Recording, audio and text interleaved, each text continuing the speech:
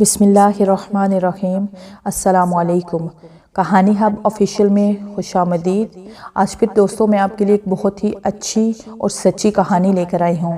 نئے آنے والے دوستوں سے گزارش ہے کہ وہ میرا چینل کو سبسکرائب کریں اور بیل آئیکن کو پریس کریں۔ تو چلیں بڑھتے ہیں کہانی کی جانب۔ پورے گاؤں میں کوہرام مچا ہوا تھا، ہر آنکھ اشک بار تھی، ہر ایک کے دل میں غم اور آنکھوں سے خوف نمایاں تھا۔ اس سے پہلے بھی ایسا ہی ایک واقعہ ہوا تھا جس نے پورے گاؤں میں خوف و ہراس پھیلا دیا تھا۔ 3-4 ہفتے قبل ایسے ہی کسی بچے کا اغوا ہو گیا۔ سارے گاؤں والے پریشان تھے، نہ تو کبھی آج تک ان کا کسی کے ساتھ کوئی جھگڑا فساد ہوا تھا اور نہ ہی کبھی ان کے گاؤں میں کوئی اور ایسی ویسی واردات ہوئی تھی۔ پھر اچانک ایک دن اس انہونی نے سب کو دہلا کر رکھ دیا۔ 2 دن کی مسلسل تلاش کے بعد آخرکار بدنصیب والدین کو اپنے معصوم لختے جگر کی کچھ ہڈیاں اور خون سے لت پت کپڑے ندی کے اس پار ملے۔ تب سے گاؤں والے بہت زیادہ ڈر گئے تھے۔ سورج ڈوبنے کے بعد تو جیسے پورے کا پورا گاؤں قبرستان بن جاتا، ہر طرف خاموشی اور تاریکی کا راج رہنے لگا۔ کسی میں اتنی ہمت نہ تھی کہ وہ اس راز کا پتہ چلا سکے، اس معصوم بچے کا قتل کس نے کیا تھا اور کیوں کیا تھا۔ ابھی اس سانحے کو کچھ ہی دن گزرے تھے کہ ایک اور معصوم بالکل اسی طرح غائب ہو گیا۔ سب کو اس کے انجان کی خبر تھی۔ ہر کوئی یہ جان کر افسردہ ہو جاتا کہ پہلے کی طرح اس کے بھی کچھ دنوں کے بعد خون سے لتھڑے کپڑے اور ڈانچہ کہیں نہ کہیں سے مل جائے گا۔ خوشاب پور کے مغرب میں شہر سے چند کلومیٹر کے فاصلے پر خوبصورت سرسبز و شاداب وادی اور اونچے پہاڑوں میں گھرا یہ ایک چھوٹا سا مگر نہایت ہی خوبصورت قصبہ تھا۔ یہاں کے لوگ اس علاقے کی طرح بہت نیک، سیدھے سادے اور شریف تھے۔ صبح ہوتے ہی اپنے اپنے کاموں میں لگ جاتے اور پھر رات گئے کہیں انہیں کام سے فرصت ملتی اور سیدھے آ کر گھر سو جاتے۔ اکثر ذرا فرصت میسر ہوتی تو شام کو گاؤں کے پرانے درخت کے نیچے بیٹھ کر کچھ ادھر ادھر کی باتیں کر کے خوش ہو جاتے۔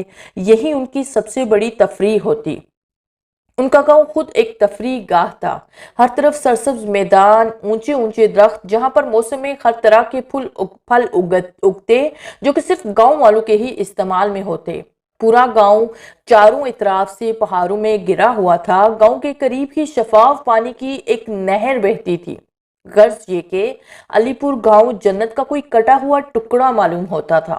گاؤں میں چند ایک معززین بھی موجود تھے۔ ایک چھوٹا سا مڈل سکول گاؤں سے کچھ فاصلے پر مگر گاؤں کے تقریباً اندر ہی تھا، جہاں گاؤں کے ننھے منھے بچوں کو تعلیم سکھلائی جاتی۔ زیادہ تر تو جلد ہی ماں باپ کا ہاتھ بٹانے کے لیے تعلیم ترک کر دیتے یا کروا دیے جاتے۔ چند ایک سکول کے مڈل ہونے کا فائدہ اٹھاتے اور بمشکل مڈل پاس کرتے، اس کے بعد وہ بھی دوسروں کی طرح کھیتی باڑی پر لگا دیے جاتے۔ گاؤں کے اندر ہی حکیم عبداللہ صاحب نے اپنے گھر میں ہی ایک چھوٹا سا مکتب بنا رکھا تھا، جہاں انہیں اکثر و بیشتر زخموں کا ہی علاج کرنا پڑتا۔ کسی کی پتنگ بازی میں چھت سے گر کر بازو ٹوٹ گئی یا پھر ننگے پاؤں چلنے پھرنے کی وجہ سے کانچ وغیرہ سے زخم ہوتا تو وہ حکیم صاحب کے پاس جانے کو ترجیح دیتے۔ بیماریوں کا تو انہیں معلوم ہی نہ تھا کہ بیمار کیسے ہوا جاتا ہے۔ نہ شہر جیسا دھواں، نہ گرد و غبار، نہ ہی ناقص غذا اور نہ ہی جگہ جگہ گندگی کے ڈھیر جن سے بیماریاں پھیلتی ہیں۔ اسی وجہ سے علی پور کے لوگ صحت مندانہ اور توانا زندگی بسر کر رہے تھے۔ ان کا آپس میں اتفاق بھی بہت تھا، کبھی ان کا آپس میں جھگڑا نہ ہوا تھا۔ اور اسے تو دور کی بات ہے، سب ایک دوسرے کو جانتے تھے اور ایک دوسرے کے خوشی اور غم کو اپنا سمجھتے تھے۔ گھریلو عورتیں بھی بہت سادی اور نیک تھی۔ 500-600 گھروں پر مشتمل اس گاؤں کے لوگ بہت ہنسی خوشی زندگی گزار رہے تھے۔ پھر اچانک ان کی خوشیوں کو کس کی نظر لگ گئی، نہ جانے کون ان کا دشمن بن گیا تھا، جو گاؤں کے شیر دل اور نوجوان بہادروں کا سامنا کرنے سے تو شاید ڈرتا تھا، مگر معصوم بچوں کا نہ جانے کیوں دشمن بنا ہوا تھا۔ میں صرف 3 تک گنوں گا، اپنے آپ کو ہمارے حوالے کر دو۔ تمہارے پاس بچ نکلے کا کوئی راستہ نہیں ہے۔ لاؤڈ سپیکر پر ایس ایس پی عظیم مثالی کی گرجدار آواز گونجی، جو اپنے 20 کمانڈوز اور 50 کے لگ بھگ سولجرز کے ساتھ بینک کو چاروں طرف سے گھیرے ہوئے تھے۔ چند لمحے کو بالکل خاموشی چھا گئی اور پھر جلد ہی ایک مرتبہ پھر وہی بھاری کم آواز گونجی۔ کچھ لمحے پھر سکوت چھا گیا۔ اور پھر 2 کی آواز نکلتے ہی بینک کے مین دروازے کا شیشہ توڑتی ہوئی کسی معصوم کی لاش ایس ایس پی کے قدموں میں آن گری، جس کا مطلب تھا کہ وہ جوابی کارروائی کرنے کے لیے بالکل تیار بیٹھے ہیں۔ ایس ایس پی کا خون کھول اٹھا۔ مسلسل 15 منٹ سے وہ شہر کے سب سے بڑے بینک کو محاصرے میں لیے ہوئے تھے، جس کے اندر 7 مسلح لیٹر گھس آئے تھے، مگر جلد ہی انٹرنیٹ کے ذریعے ان کی اطلاع قریبی تھانوں میں دے دی گئی تھی۔ گن مین کو تو انہوں نے آتے ہی بھون ڈالا تھا۔ پورے کام سے وہ لوگ 8 سے 10 منٹ کے اندر اندر فارغ ہو گئے تھے، مگر ان کی بدقسمتی کہ اس قدر عیاری اور تیزی کے باوجود ایس ایس پی عظیم کے جالوں نے انہیں نکلنے سے پہلے آ لیا، ورنہ اب تک تو وہ شاید ان کی دھول تک بھی نہ پا سکتے۔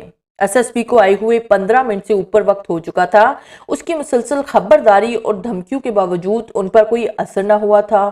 انہوں نے بینک میں موجود سب بے گناہوں کو قابو کیا ہوا تھا اور یرغمال کے طور پر استعمال کرنا چاہتے تھے، مگر وہ ایس ایس پی عظیم مثالی کے پختہ ارادے اور قوم کی خدمت سے سرشار جذبے سے بے خبر تھے۔ وہ شاید جانتے نہیں تھے کہ ایس ایس پی عظیم کی ہر دھمکی کبھی بھی سچ ہو سکتی تھی۔ وہ جو کہتا تھا اس پر کر گزرنے سے بالکل دریغ نہ کرتا تھا۔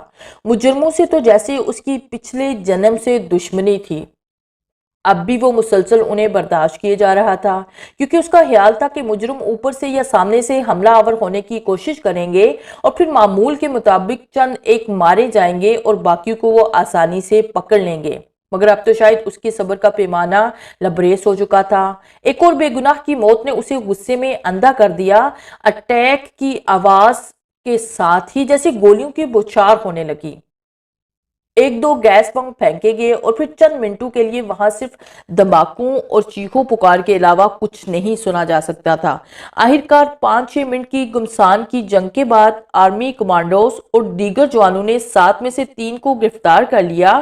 ایک کی حالت خاصی نازک تھی، باقی 2 کم ہی زخمی ہوئے تھے۔ 4-5 دفتری اہلکار بھی زخمی ہوئے تھے، مگر 4 شیطان موت کے گھاٹ اتار دیے گئے۔ ایس ایس پی عظیم کو ایک دفعہ پھر عزت و شہرت نصیب ہوئی۔ اخباروں میں پھر ایک مرتبہ اس کی جرأت اور شجاعت کے قصے نقش ہو گئے۔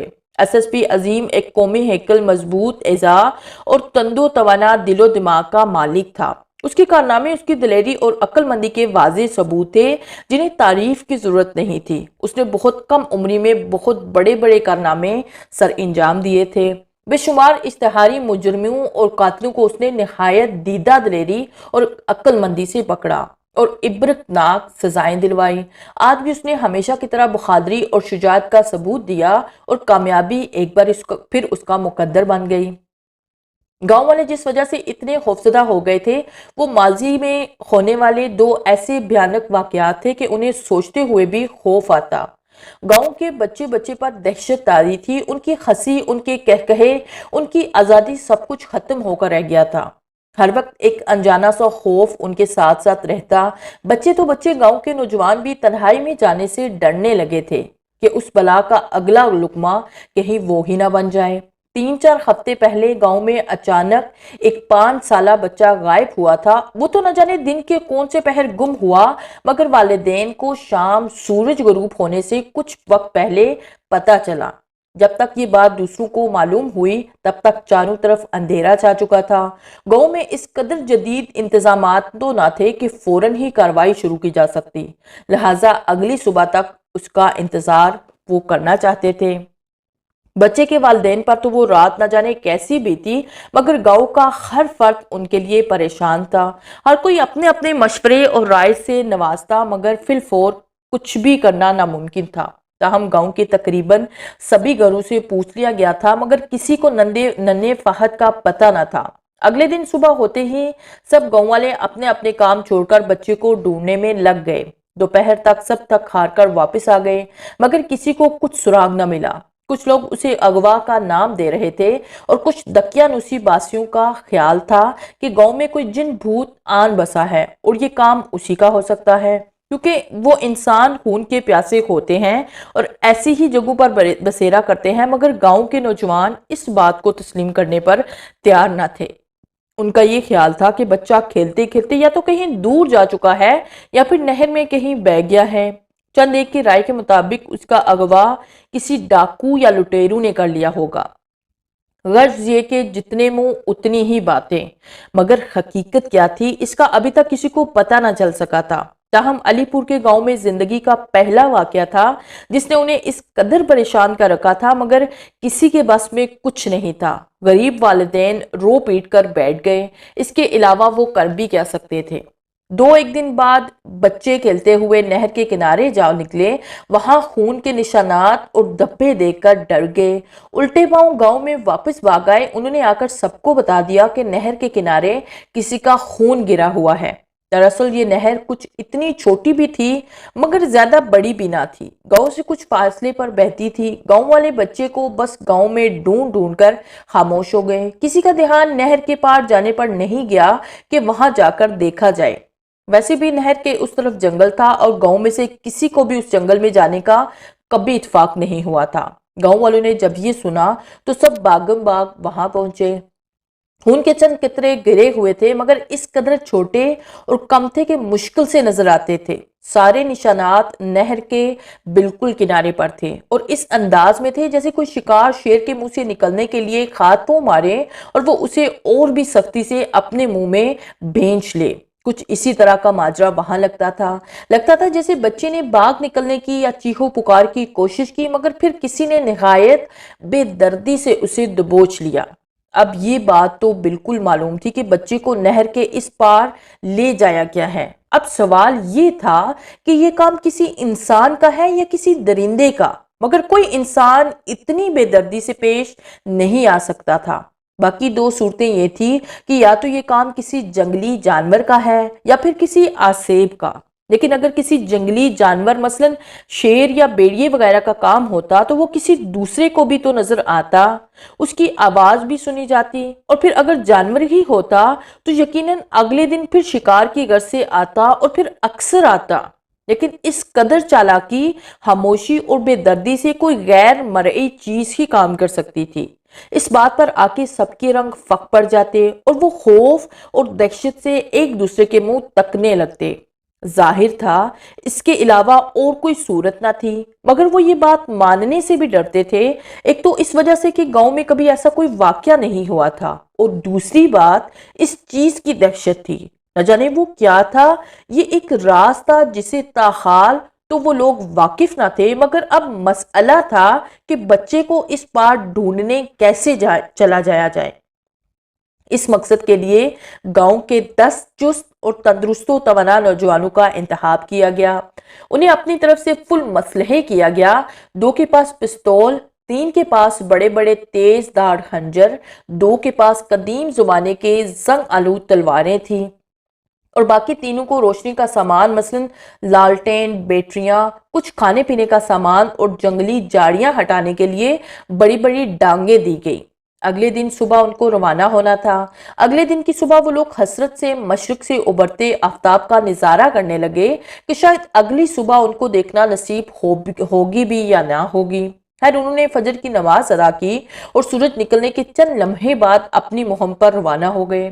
ماؤں نے کلیجے تھام کر اپنے نوجوانوں کو اللہ کے سپرد کیا اور ان کی خیر و عافیت کی دعائیں مانگی۔ گاؤں سے چند کلومیٹر شمال کی جانب انہیں جنگل کی طرف جانا تھا۔ اس نہر کے 2 راستے بنتے تھے، کیونکہ اس کی چوڑائی گاؤں سے تھوڑی زیادہ تھی مگر آگے چل کر اس کی تقسیم سے کم ہوتی تھی، اس لیے انہوں نے مناسب سمجھا کہ یہ نہر اس طرف سے عبور کی جائے۔ خیر پہلے وہ لوگ شمال کی طرف گئے۔ چند گھنٹے مسافت کے بعد انہوں نے ندی پار کی اور پھر اس خونی جنگل میں داخل ہو گئے۔ اب سوال یہ تھا کہ وہ اتنے بڑے جنگل میں کہاں جائے اور کیا ڈھونڈے، بچہ یا پھر وہ بلا۔ کافی دیر جنگل میں بھٹکتے رہے، پھر کہیں سے بھی کچھ نہ ظاہر ہوا اور نہ ہی ان کو بچے کا کچھ سراغ ملا۔ بلاخر جب وہ بالکل تھکن اور بھوک سے گرنے کے قریب ہوئے تو انہوں نے ایک بڑے پیپل کے درخت کے نیچے بیٹھ کر کھانا کھایا اور سوچنے لگے کہ اب کیا کیا جائے۔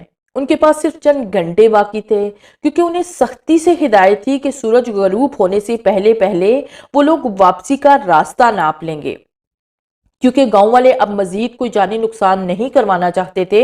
ویسے بھی نوجوان بھی دل ہی دل میں ڈرے ہوئے تھے، مگر پھر بھی وہ ہمت کر کے وہاں تک آ پہنچے تھے۔ جہاں پر آج تک کسی کی جرت نہ ہوئی تھی۔ آخرکار سلیم کے ذہن میں ایک خیال آیا۔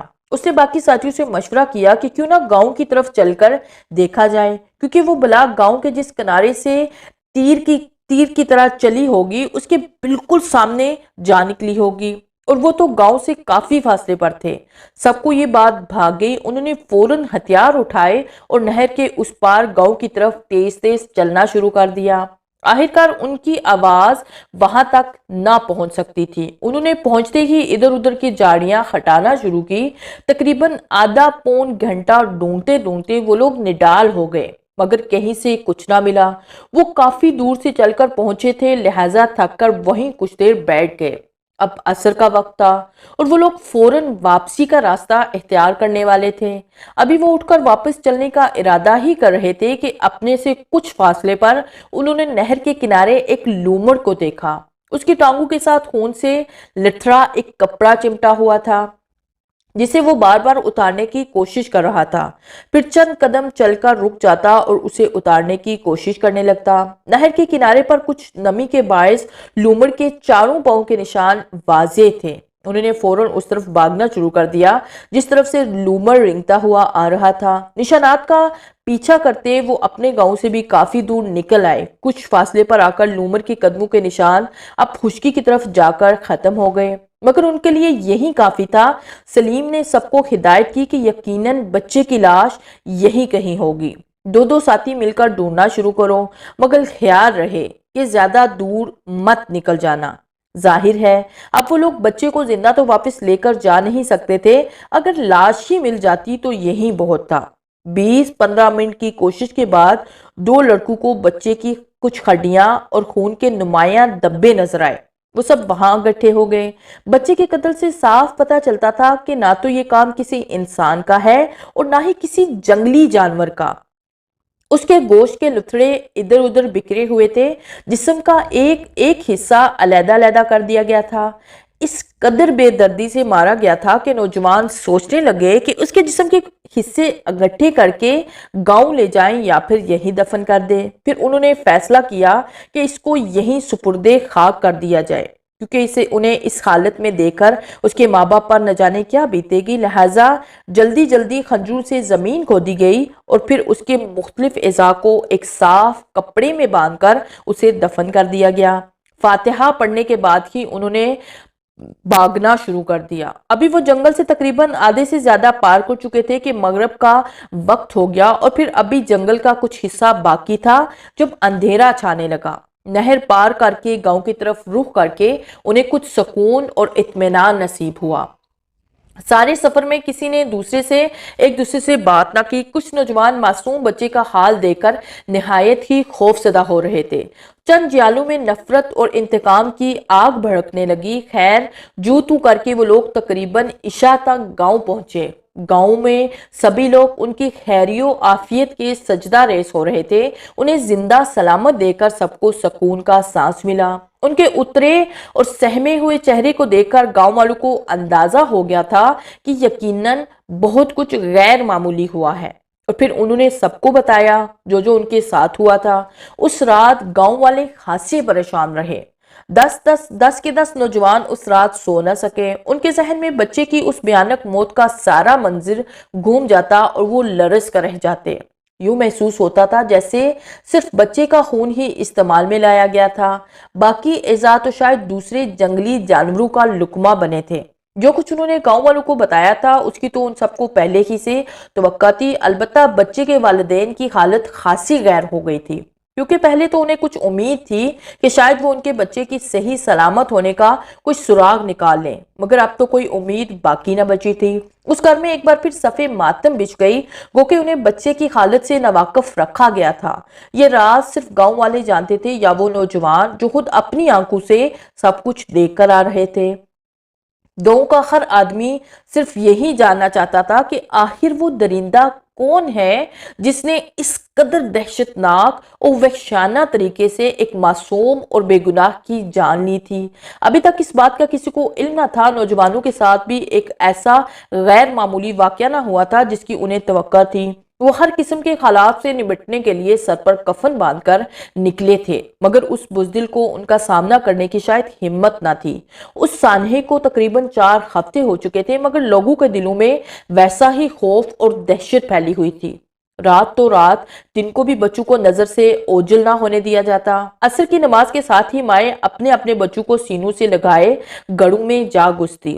نوجوان اور بوڑھے بھی مغرب تک ہر حال میں واپس آ پہنچتے، اور مغرب کے بعد تو جیسے پورا گاؤں قبرستان کا نقشہ پیش کرتا۔ باہر پتا بھی ہلتا تو سب چوکنے ہو جاتے۔ سب کے دلوں کو ایک ہی دڑکا لگا تھا کہ کہیں اگلا شکار وہ نہ ہو۔ مگر وقت کے ساتھ ساتھ آہستہ آہستہ پھر وہی روٹین بحال ہو گئی، تاہم گاؤں والے اس واقعے کو بھول نہ پائے تھے۔ اب تقریباً اس بات کو مہینہ ہو گیا تھا، اس کے بعد کوئی واقعہ نہ ہوا تھا۔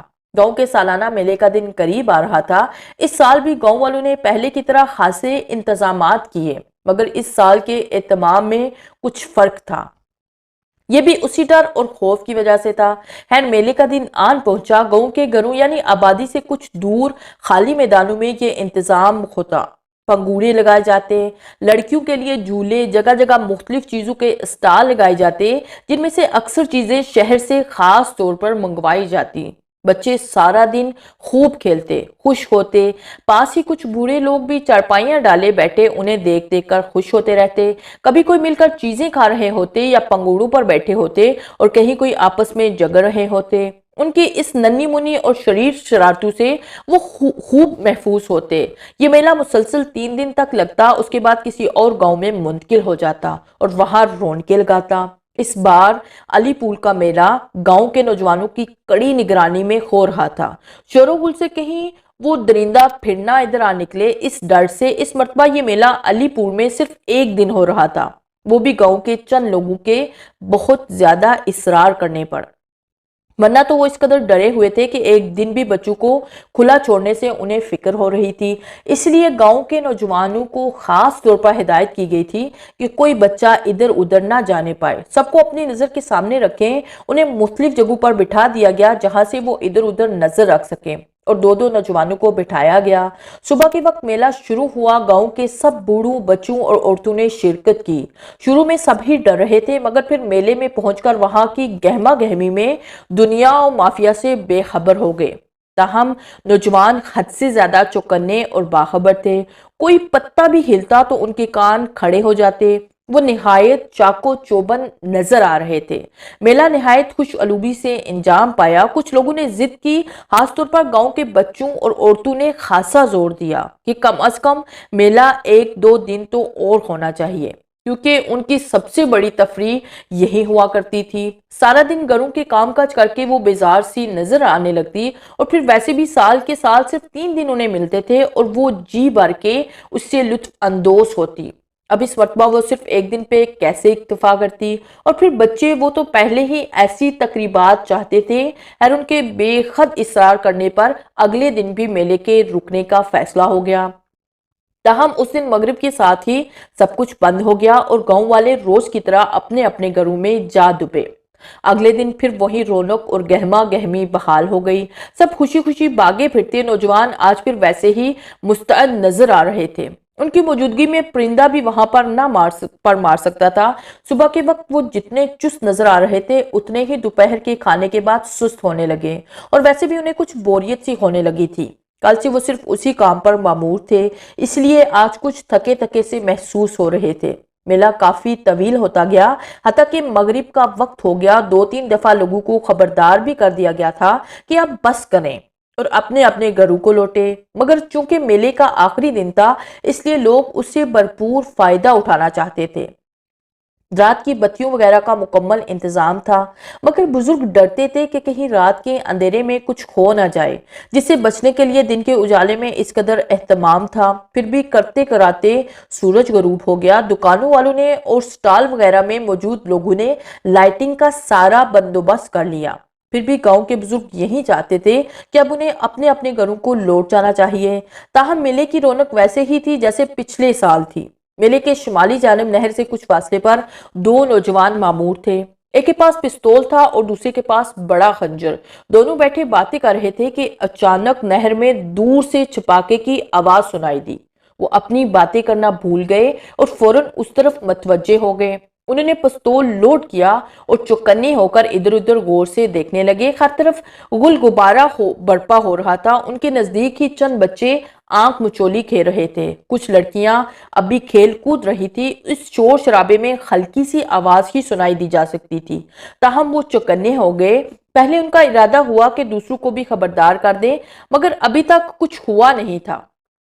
چند لمحے بعد کچھ نہ ہوا، پھر اپنے سے کافی دور انہیں ایک خیلہ سا دکھائی دیا۔ وہ مکمل طور پر تو نہ دیکھ سکے کیونکہ ان کے ارد گرد روشنی تھی اور وہاں اندھیرا تھا۔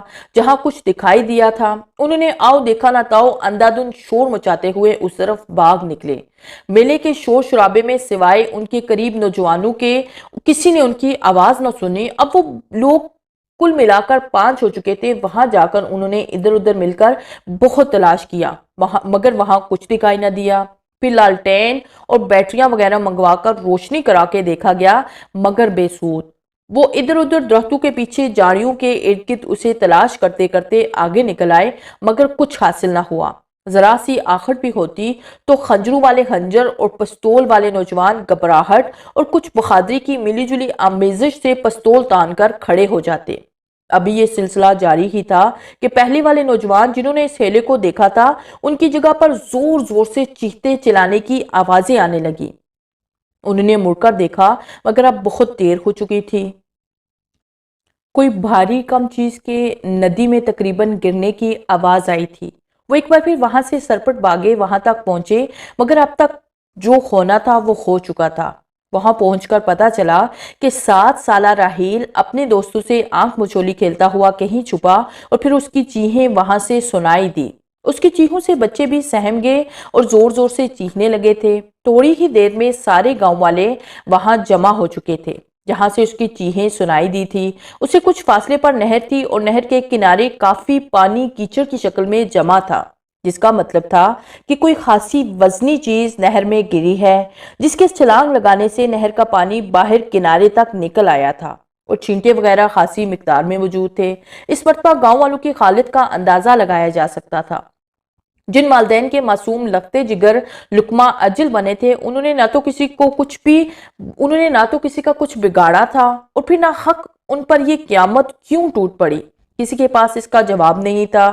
بچے کی والدہ تو یہ سنتے ہی بے ہوش ہو گئی۔ والد صاحب بالکل خاموش کھڑے تھے، وہ بالکل چپ چاپ سر جھکائے کھڑے تھے، کسی نے کوئی بات نہیں کی تھی۔ بچے کی والدہ کو 2-3 مرتبہ ہوش آیا۔ ہوش میں آتے ہی وہ چیخنے چلانے لگتی اور پھر اپنے بیٹے کو پکارتے پکارتے انہیں غش پڑ جاتی۔ سبھی گاؤں والے حد سے زیادہ پریشان تھے۔ نوجوانوں کا مارے ندامت کے برا حال ہو رہا تھا۔ دکھ تو انہیں بھی تھا، مگر انہیں افسوس اس بات کا ہو رہا تھا کہ ان کے اس قدر کڑی نظر رکھنے اور چاقو چوبند ہونے کے باوجود اس منحوس نے اپنا کام کر دکھایا۔ اگلے دن گاؤں والوں کا رد عمل شدید ثابت ہوا۔ کچھ لوگوں کو شہر بھیج دیا گیا تاکہ جا کر پولیس کو اطلاع کی جائے کہ وہ ان کی مدد کریں، اور چند لوگ دوسرے گاؤں سے بڑے بڑے پیر صاحب اور عاملوں کو لینے کے لیے بھیج دیے گئے، مگر پیروں اور عاملوں وغیرہ سے کچھ بھی نہ ہو سکا۔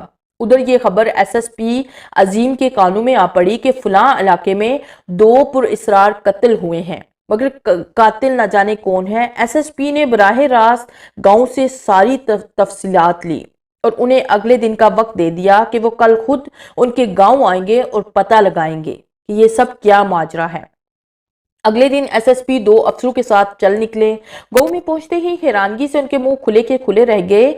اس قدر خوبصورت علاقہ ان کے قریب تھا اور انہوں نے کبھی اس طرف کا رخ ہی نہ کیا تھا۔ یہاں کی خوبصورتی سے وہ بہت خوش ہوئے، مگر جو ہی گاؤں کے حالات سے انہیں آگاہی ہوئی تو وہ بہت افسردہ ہو گئے۔ خیر، ایس ایس پی نے وعدہ کیا کہ وہ جلد ہی قاتل کو اس کے انجام تک پہنچا دے گا۔ گاؤں کے سب لوگ ان سے بہت خوش تھے اور انہیں امید تھی کہ وہ یقیناً اب اس موذی بلا سے چھٹکارا پا لیں گے۔ جو ہی ساری تفتیش اور جائے وقوع کا جائزہ لینے کے بعد وہ لوگ جانے کے لیے جیپ میں بیٹھے، بچے کے والدین روتے پیٹتے ان کی گاڑی کے آگے آن کھڑے ہوئے۔ انہوں نے خوب واویلا مچایا کہ وہ انہیں وہاں سے نہیں جانے دیں گے جب تک وہ اس قاتل کا پتہ چلا کر اس کو سزا نہ دلوا دیں۔ انہوں نے بہت سمجھایا بجھایا، مگر وہ مسلسل روتے چلے جا رہے تھے۔ ایس ایس پی کے ماتحت اب بیزار ہونے لگے۔ وہ ذرا سختی سے پیش آئے اور ادھر ایس ایس پی کا ان پر غصہ آ گیا۔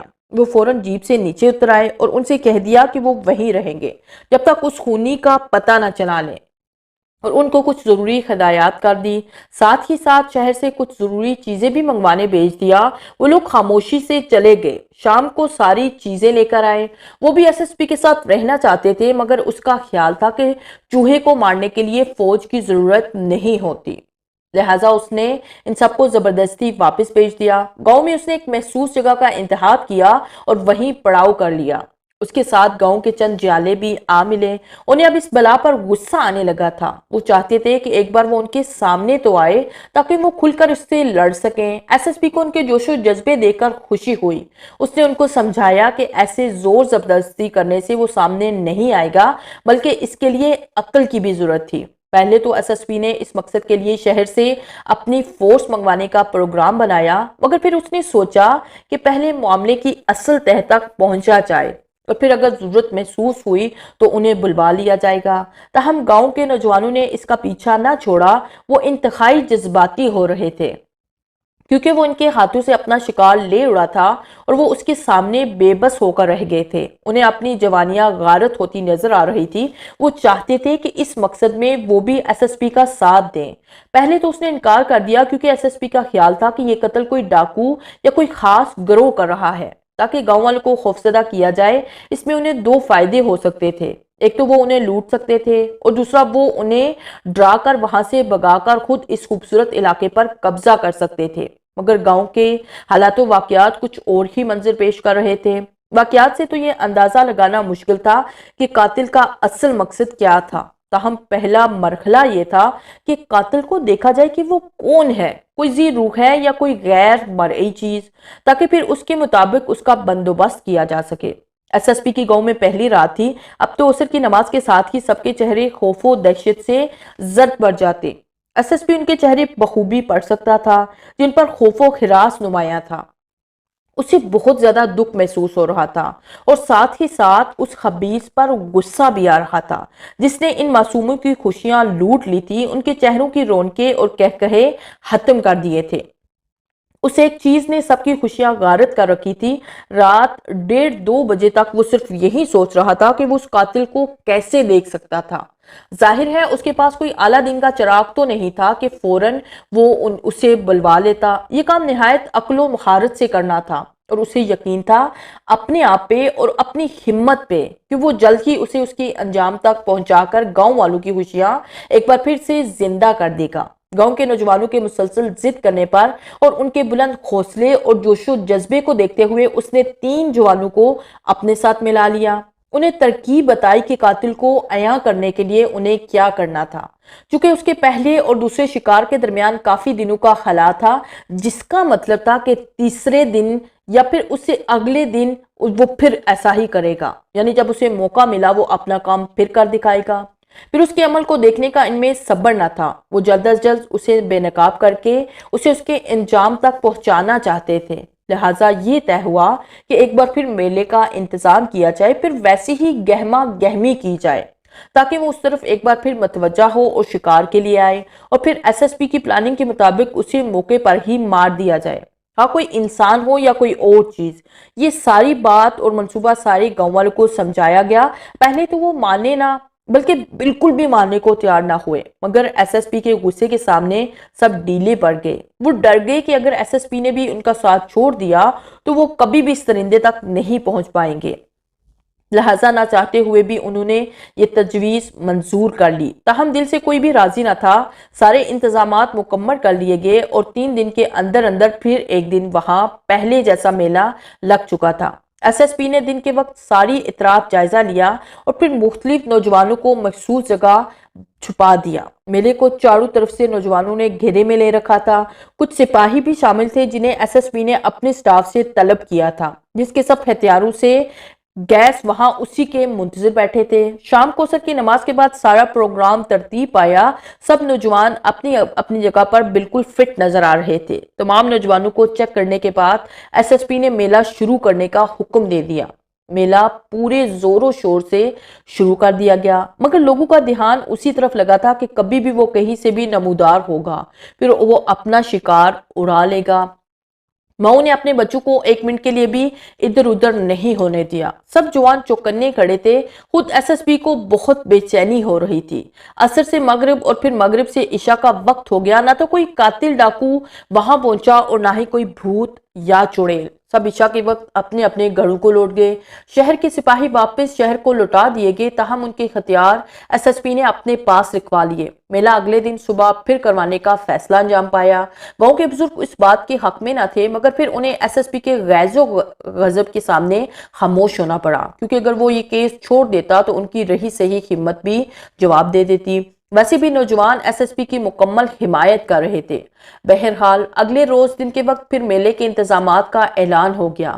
اگلے روز پھر لوگوں کو شرکت کرنا پڑی۔ ایک دن وہ بھی تھا جب وہ خوشی خوشی آ رہے تھے اور ضد کر رہے تھے کہ اس کا قیام طویل کر دیا جائے، اور آج وہ اسی میلے سے اکتائے ہوئے اور ڈرے ڈرے لگ رہے تھے۔ سارا دن گزر گیا۔ ایس ایس پی کے نوجوانوں کو پھر سے شکست ہوئی۔ اب دھیرے دھیرے رات ہو رہی تھی۔ ایس ایس پی کے پاس اسے پکڑنے کا اس سے اچھا اور کوئی راستہ نہ تھا۔ اگر وہ سپاہیوں کے ساتھ دوسری طرف جاتا تو ہو سکتا تھا کہ ان کا نقصان ہو جاتا، یا پھر وہ درندہ یا قاتلوں کا گروہ گاؤں میں گھس آتا یا وہیں سے پڑے بھاگ جاتا۔ اس لیے مناسب یہی تھا کہ وہیں سے اسے بلوایا جاتا اور اسے اس کے انجام تک پہنچایا جاتا۔ سارے جوان ندی کی طرف متوجہ تھے، کیونکہ اس کے ندی میں سے ابھرنے کی امید کی جا سکتی تھی۔ گو کے دن سے رات ڈلنے لگی، مگر سب کے سب ویسے ہی تر و تازہ کھڑے تھے۔ وہ پھر کوئی کوتاہی کر کے ایک بار پھر اس درندے کو کھونا نہیں چاہتے تھے۔ سب کے سب جان ہتھیلی پر رکھے صرف انتقام کے جذبے سے اس کا انتظار بڑی بے صبری سے کر رہے تھے۔ کسی کو اپنی جان کی پرواہ نہیں تھی۔ ہر کوئی اپنی جان پر کھیلنے کے لیے تیار تھا، مگر اس نامراد کو کسی صورت بھی چھوڑنا نہیں چاہتے تھے۔ اس وقت وہاں گاؤں کے نوجوان ایس ایس پی کی ہدایت کے مطابق محسوس جگہوں پر مقرر تھے۔ اپنے سپاہیوں کو ایس ایس پی واپس بھیج چکا تھا۔ وہ غافل نہیں تھا، بلکہ وہ گاؤں والوں کے نوجوانوں کے جذبے کو بھانپ گیا تھا، تاہم ہتھیار اس نے رکھ لیے تھے۔ اب سبھی نوجوان بندوقوں اور پستولوں سے مسلح تھے۔ اچانک وہی ہوا جس کا سب بڑی بےتابی سے انتظار کر رہے تھے۔ نہر میں دور کسی چیز کے گرنے کی آواز سنائی دی۔ ایس ایس پی کی غضبدار آواز ہوشیار سے سبھی مزید چوکنے ہو گئے اور اپنی اپنی رائفلیں نہر کے کنارے کی طرف کر دی، جہاں سے اس کے نکلنے کے آثار ہو رہے تھے۔ کنارے کے کچھ فاصلے پر خاصی روشنی کی گئی تھی، تاکہ جو کوئی بھی وہاں سے نکلے فوراً روشنی کی زد میں آ جائے اور اس کا وجود واضح ہو جائے۔ کچھ دیر تک خاموشی رہی۔ سب کے دل دھک دھک کر رہے تھے۔ آج فیصلہ ہونا تھا۔ آج اس ناپاک وجود اور مکروہ چہرہ بے نقاب ہونا تھا، جس نے کئی دنوں سے گاؤں والوں کی نیندیں اڑا رکھی تھی، ان کی خوشیاں غارت کر رکھی تھی۔ ہنستے کھیلتے گھر برباد کر دیے تھے۔ ہر کسی کا دل انتقام کے جذبے سے بڑا ہوا تھا۔ ہر کوئی اسے پاش پاش کر دینا چاہتا تھا۔ کچھ دیر بعد نہر سے ایک ہیلا نمودار ہوا، اور پھر جو ہی روشنی کے دائرے میں آیا تو سبھی کی آنکھیں مارے حیرت سے کھلی کی کھلی رہ گئی۔ سب پر جیسے جادو سا چل گیا۔ ایک انتہائی خوبصورت اور جوان لڑکی نہر سے نکل کر ان کے بالکل درمیان میں آن کھڑی ہوئی تھی۔ اس کا رنگ دودھ کے جیسا سفید اور لمبے لمبے ناگن جیسے بال سب کو منجمد کیے ہوئے تھے۔ اس نے ہلکے ململ کے کپڑے تقریباً نہ ہونے کے برابر پہن رکھے تھے۔ نہر سے نکلنے کی وجہ سے وہ سر سے پاؤں تک بھیگی ہوئی تھی، اور باریک کپڑوں سے اس کے سارے جسم کے اعضاء نظر آ رہے تھے۔ اس کی بڑی بڑی نوکیلی پلکیں عجیب نقشہ پیش کر رہی تھی۔ اس کے کھلے کمر سے بھی لمبے کالے بال اور بڑی بڑی سیاہ آنکھیں سب پر جیسے بجلیاں گرا رہی تھی۔ وہ چند قدم چل کر اور آگے بڑھی اور سب کے بالکل وسط میں آ گئی۔ اس کے جسم کے تمام نشیب و فراز اور بھی نمایاں ہو گئے۔ سب اس کے سحر میں کھو کر رہ گئے تھے۔ جو کوئی بھی اس کی آنکھوں میں جھانکتا وہ فوراً ہی نظریں جھکا کر اس کی جیسے غلامی کا ثبوت پیش کرتا۔ کسی کو اس کی آنکھوں میں جھانکنے کی جرت نہ تھی۔ سب پر جیسے فالج گرا ہوا تھا۔ اس سارے عمل کے دوران کسی کی خلقی سے بھی آواز نہ نکلی تھی۔ ہر طرف عجیب سا خراسا منظر ہونے لگا تھا۔ وہ اب ان سب کے بیچ میں کھڑی زور زور سے کہے لگانے لگی۔ مسکراتے ہوئے وہ اور بھی خوبصورت لگنے لگی۔ وہ اتنا اچھا ہنس رہی تھی کہ گاؤں کے سبھی بوڑھے بچے عورتوں سمیت اس کی طرف دیکھ کر رقص کیے بغیر نہ رہ سکتے تھے۔ وہ اور بھی زور زور سے کہے لگانے لگی۔ ایس ایس پی عظیم مثالی پر ان سب سے بڑھ کر جادو چلا تھا۔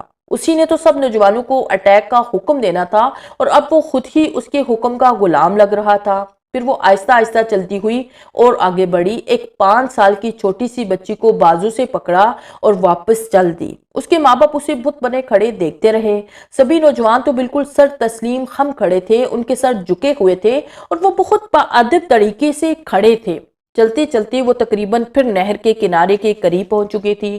وہ مڑ کر کھڑی ہو گئی اور زور زور سے ہنسنے لگی، شاید سب کی بے بسی پر۔ اور پھر اچانک ہنستے ہنستے وہ زور زور سے رونے لگی اور پھر ایسی ہی کچھ آوازیں ملا کر زور زور سے رونے لگی اور ساتھ ہی ساتھ اس کا سارا جسم بھی بدلنے لگا۔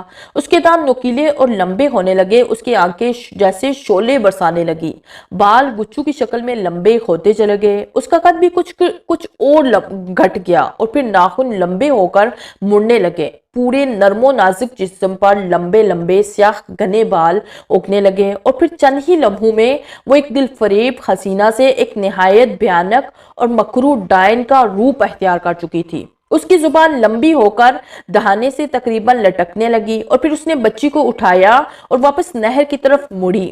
اچانک ایس ایس پی نے، جو کہ برف کی مانند جمع کھڑا تھا، اپنے ہاتھ قائم کیے اور زور سے اللہ اکبر کا نعرہ بلند کیا اور پھر جیسے سبھی ایک خواب سے بیدار ہو گئے ہوں۔ سبھی ادھر ادھر جھانکنے لگے جیسے کچھ معلوم نہیں کہ کیا ہو چکا ہے۔ ادھر سے دوبارہ ایس ایس پی کی آواز آئی، اٹیک! اور پھر پہلا فائر بھی اس نے خود ہی اس کے سر کا نشانہ لے کر کے دیا، کیونکہ باقی سب جوانوں کی رائفلیں نیچے بڑھی تھی۔ پھر انہوں نے ہوش میں آنے کے بعد اپنی اپنی بندوقیں اٹھائی، لوڈ کی۔ ایک سنسناتی ہوئی گولی اس مکروہ چڑیل کی کھوپڑی کے مقام پر پیوست ہو گئی اور پھر پے در پے گولیوں کی آواز سے گاؤں اور جنگل دونوں گونج اٹھے، مگر اس کو بمشکل 3 یا 4 فائر لگے تھے، جن میں سے 2 ایس ایس پی کے اور ایک کسی جوان کا۔ اس سب کو دیکھ کر یہ حیرانگی ہوئی کہ اتنے فائر لگنے کے باوجود بھی اس پر کوئی اثر نہ ہوا۔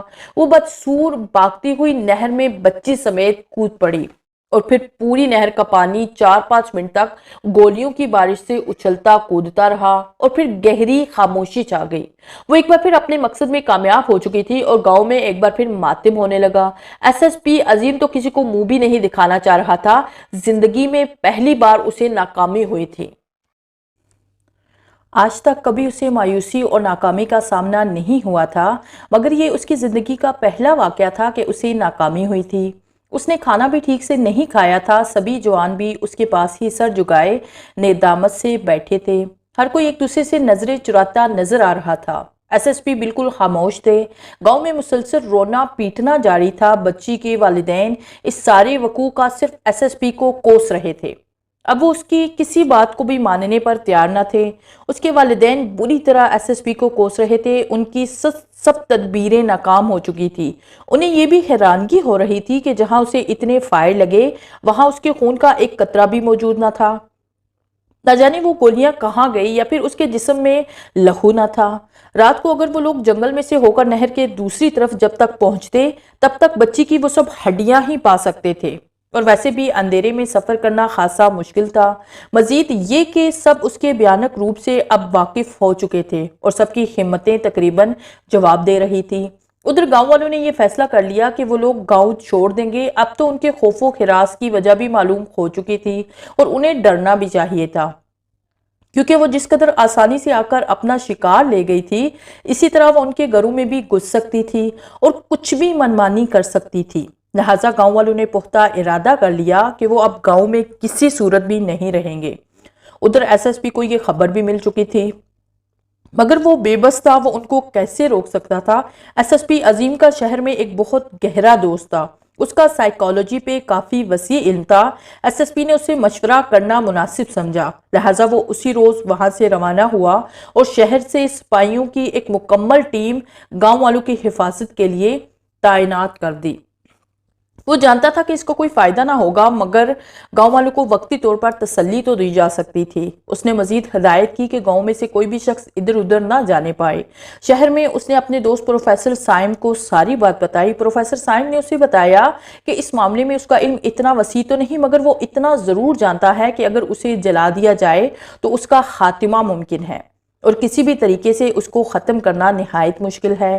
مزید حقیقت جاننے کے لیے انہوں نے ایک بہت بڑے پہنچے ہوئے مشہور پیر صاحب سے رجوع کیا انہوں نے بھی یہی بتایا کہ صرف اس کے شریر کو جلا دینے سے ہی اس کا کام تمام ہو سکتا تھا اور کوئی چیز اس پر اثر انداز نہیں ہو سکتی۔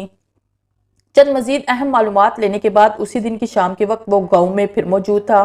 اب گاؤں کے سبھی لوگ ایک جگہ جمع تھے، وہ اس کے سامنے ہاتھ جوڑ رہے تھے کہ وہ انہیں جانے دے۔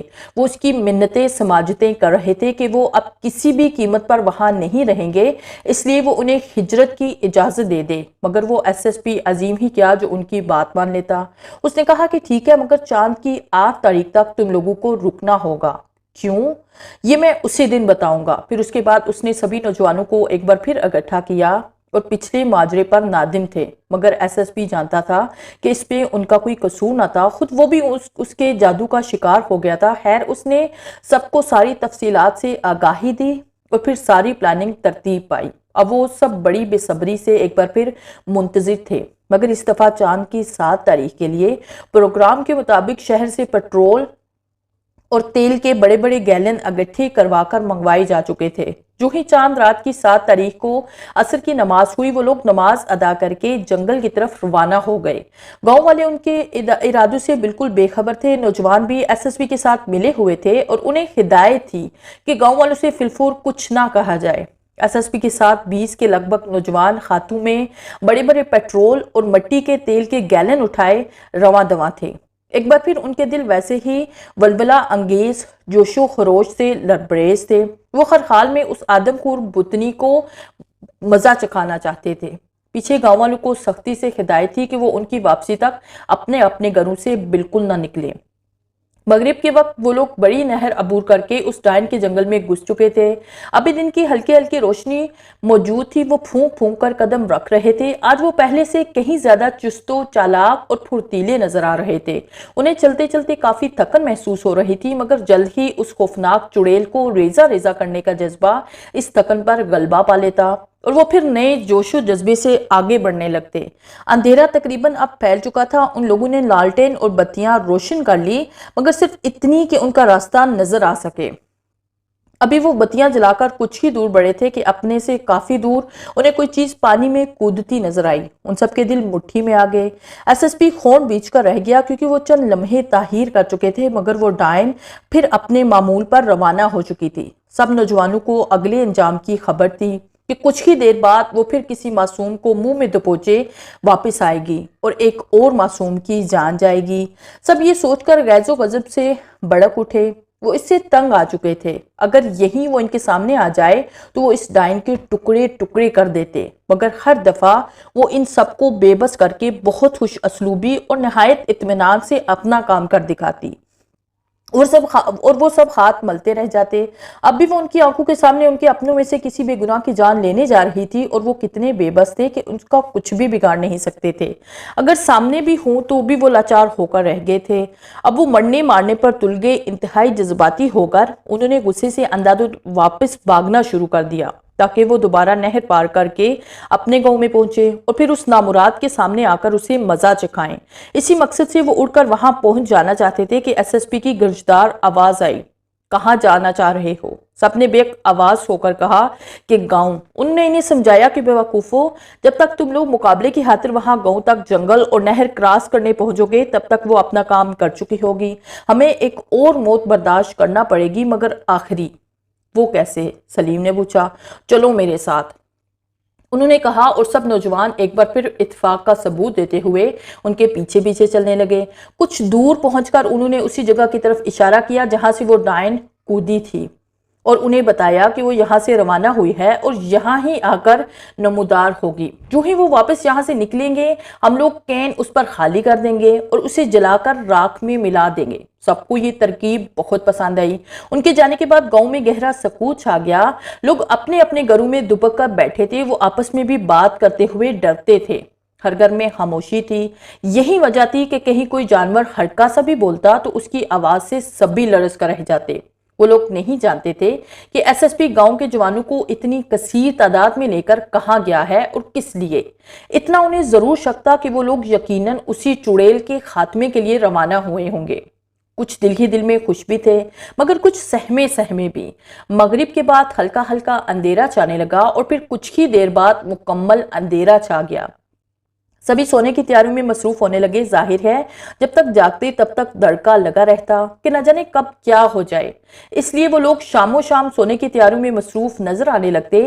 ٹیپو صاحب کے گھر کا فیوز شاید کچھ لوس ہونے لگا، کبھی ان کی لائٹ آن ہو جاتی اور کبھی آف۔ کافی دیر ہوا کے چلنے سے جب بھی تاریں ہلتی یہ تماشا ہونے لگتا، مگر اب کافی دیر سے روشنی مسلسل آ رہی تھی، یعنی تاریں ساکن ہو گئی تھی۔ ننھی سعدیہ اپنی ماں کے نزدیک ہی چولہے کے پاس بیٹھی آگ سے کھیل رہی تھی۔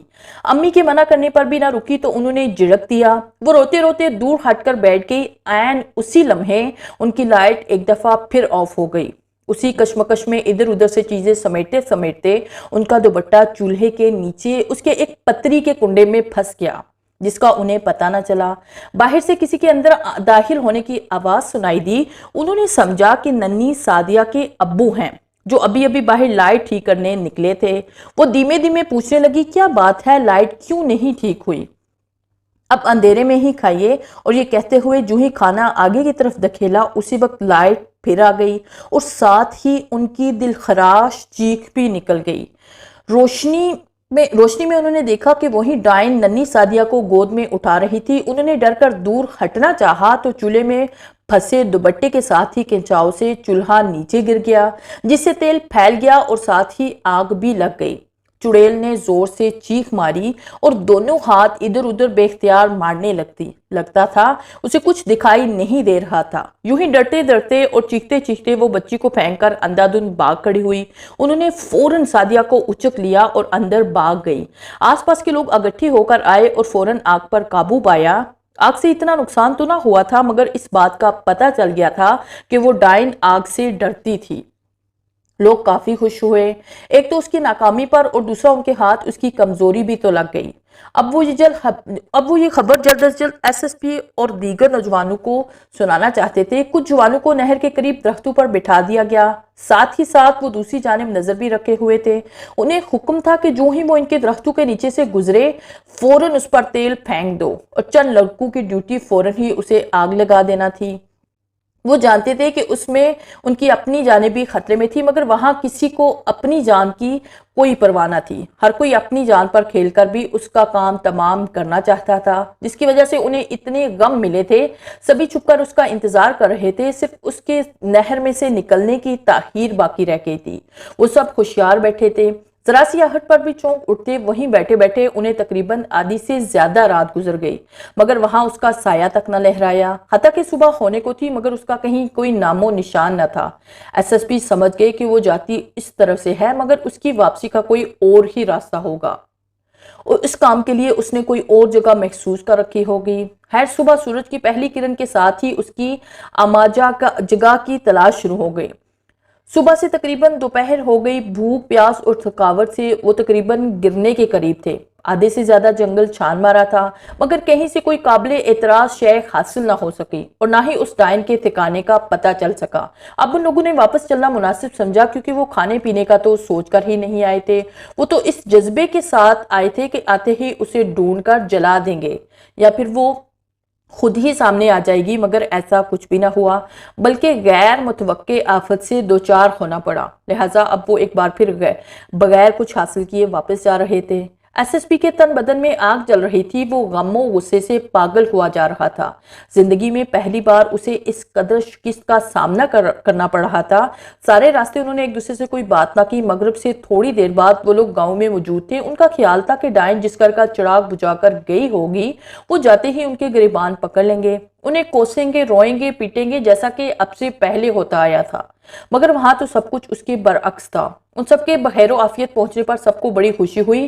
پھر انہیں سارے واقعے کے متعلق بتایا گیا۔ یہ بات تو وہ پہلے سے ہی جانتے تھے کہ اسے صرف جلا کر ہی ختم کیا جا سکتا ہے۔ ایس ایس پی نے اندازہ لگایا کہ چونکہ آج اسے ناکامی ہوئی ہے، اس لیے وہ کل ضرور آئے گی اور کسی بھی قیمت پر اپنا شکار حاصل کرنے کی بھرپور کوشش کرے گی۔ ایس ایس پی نے سوچا تھا کہ چاند کی 7 تاریخ کو وہ اسے جلا دیں گے اور 8 کو گاؤں میں بتا دیں گے، کیونکہ اسے بتایا گیا تھا کہ چاند کی 7، 8، 13، 21، 3 تاریخ کو اس موذی بلا کو اگر جلا دیا جائے تو اس کا وجود ہمیشہ ہمیشہ کے لیے مٹ جاتا ہے۔ اسی وجہ سے اس نے 7 تاریخ کو اپنی مہم کا آغاز کیا، مگر اسی روز ڈائن اپنے شکار کے لیے روانہ ہو چکی تھی۔ اور ان کے پہنچنے سے پہلے ہی بچ نکلی۔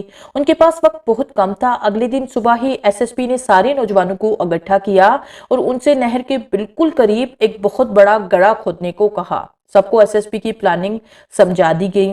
گاؤں کے سبھی نوجوانوں کو اس کام پر لگا دیا گیا۔ گڑھا گہرا اور لمبائی میں بہت زیادہ رکھا گیا تاکہ وہ بلا نہر سے کسی بھی کونے سے نکل کر گاؤں میں بڑھنے کے لیے جو ہی قدم بڑھائے گی انڈے منہ اس گڑھے میں جا گرے گی اور پھر وہ اپنا کام آسانی سے کر سکیں گے۔ عصر سے پہلے تمام انتظامات مکمل تھے۔ نہر سے کچھ فاصلہ چھوڑ کر مناسب گہرائی کا نہر کی لمبائی کے ساتھ ساتھ کافی لمبا گڑھا کھود دیا گیا تھا۔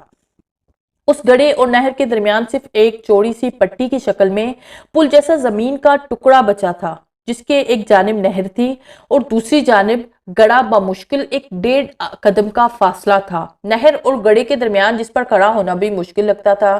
یہ ساری کارروائی ایس ایس پی کے منصوبے کے تحت کی گئی تھی۔ گڑھا بہت محنت اور تیزی سے کھودا گیا تھا۔ قریب ہی پیٹرول اور تیل کے گیلن گڑھے کے قریبی درختوں کے پاس رکھ دیے گئے تھے۔ سارے گاؤں والے سہمے ہوئے تھے۔ آج وہ ہر حال میں اس خونی چڑیل کا انجام دیکھنا چاہتے تھے۔ ہر کوئی چاہتا تھا کہ اسے کڑی سے کڑی اور عبرتناک موت مارا جائے۔ جس بے رحمی سے اس نے ان کے معصوم بچوں کو نگلا تھا۔ مغرب کے بعد سب ہی ہوشیار ہو گئے۔ گاؤں والوں کو خاموشی اختیار کرنے کو کہا گیا۔ سب کو ان کے گھروں میں واپس بھیج دیا گیا۔ باہر صرف ایس ایس پی اور اس کے وہی نوجوان تھے جو اس دفعہ کسی بھی قیمت پر اسے حاصل کرنا چاہتے تھے۔ اچانک 10 بجے کے قریب نہر کی دوسری جانب سے چیخوں کی آواز سنائی دی۔ وہ سب مستعد ہو گئے۔ اب کسی بھی لمحے وہ نمودار ہو سکتی تھی، تاہم یہ چیخیں پہلی بار سنائی جا رہی ہیں۔ آہستہ آہستہ چیخیں قریب سے قریب تر ہوتی گئی اور پھر گاؤں کی گہری خاموشی میں دور سے کسی چیز کے نہر میں گرنے کی صاف آواز سنائی دی۔ وہ سب بالکل تیار بیٹھے تھے، صرف اسی کا انتظار ہو رہا تھا۔ گڑھے کے اندر پتے اور جاڑیاں وغیرہ پھینک دی گئی تھی تاکہ جلنے میں مدد ملے۔ مزید یہ ہوا کہ جو تھوڑا سا فٹ پاتھ نہر اور گڑھے کے درمیان میں تھا، وہاں کی مٹی نہر کے پانی کی وجہ سے کیچڑ بن گئی۔ مٹی اس قدر پتلی تھی کہ وہاں پھسلن ہو گئی۔ چند لمحوں بعد ایک مکروہ صورت اور نہایت بھیانک ڈائن نہر کے اس طرف نمودار ہوئی۔ سب چھپ کر بیٹھے تھے۔ وہ اسے خبردار نہیں کرنا چاہتے تھے۔ ان کی سانسیں گلوں میں اٹک رہی تھی، دل تیزی سے دھڑک رہے تھے، پسینے تو کپ کے چھوٹ رہے تھے۔ کچھ اس کی بھیانک شکل دیکھ کر سہم گئے تھے اور کچھ انہیں پہلے کی طرح اپنی ناکامی سے بہت ڈر لگ رہا تھا کہ اگر ان کی یہ تدبیر بھی ضائع ہو گئی تو وہ کچھ نہ کر سکیں گے۔ ایس ایس پی نے فوراً رسی کو درخت سے کھول کر مضبوطی سے اپنے ہاتھوں میں لے لیا، جس کے دوسرے سرے کے ساتھ پیپل کے بہت باری اور موٹے درخت کا بہت بڑا تنا مضبوطی سے باندھا گیا تھا اور گڑھے کے عین اوپر اس انداز میں لٹکایا گیا تھا کہ جو ہی وہ اس میں گرے، اوپر سے وہ تنا اس پر گرا دیا جائے۔ جب تک وہ اس حالت سے نپٹے گی یا اس کے خاص بحال ہوں گے، تب تک ایس ایس پی اور اس کے ساتھی اس پر ٹیل ڈال چکے ہوں گے۔ یہ ساری تدبیریں ایس ایس پی نے سوچی تھی اور گاؤں والے ویسا ہی کرتے گئے جیسے وہ انہیں حکم دیتا گیا۔ جو ہی اس خوفناک ٹریل نے نہر سے باہر نکل کر زمین پر قدم رکھا، اگلے ہی لمحے وہ بے اختیار لڑکھڑاتی ہوئی اور دلخراش چیخیں مارتی ہوئی گڑھے میں پھسل کر جا گری۔ اس کے گرتے ہی سبھی لڑکوں نے بجلی کی سی تیزی سے اس پر تیل وغیرہ ڈالنے لگے۔ اتنے میں ایس ایس پی اس پر بھاری بھرکم بوجھ گرا چکا تھا، جس کے گرتے ہی اس نے ایک اور بھیانک چیخ ماری تھی۔ یہ ساری کارروائی 1 منٹ سے پہلے انجام پا گئی۔ سب کچھ بہت تیزی سے ہو گیا تھا۔ اب تقریباً سبھی گیلن خالی ہو چکے تھے۔ یقیناً ابھی وہ گڑھے میں گر کر سنبھلی بھی نہ ہوگی کہ اوپر سے ایس ایس پی نے اللہ اکبر کا نعرہ بلند کیا اور جلتی ہوئی مشعل گڑھے میں پھینک دی۔ اس کے بعد وہاں تقریباً 10 منٹ تک دل سوز چیخو پکار ہوتی رہی۔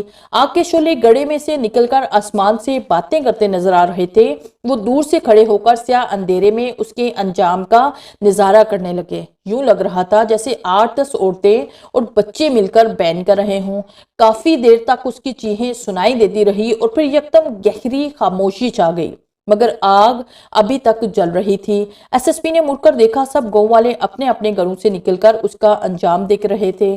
ایس ایس پی کے مڑتے ہی سب نے زور سے نعرہ تکبیر لگایا اور پھر ایس ایس پی کو نوجوانوں نے کندھوں پر اٹھا لیا، جس نے انہیں اس خوف سے ہمیشہ ہمیشہ کے لیے نجات دلا دی تھی۔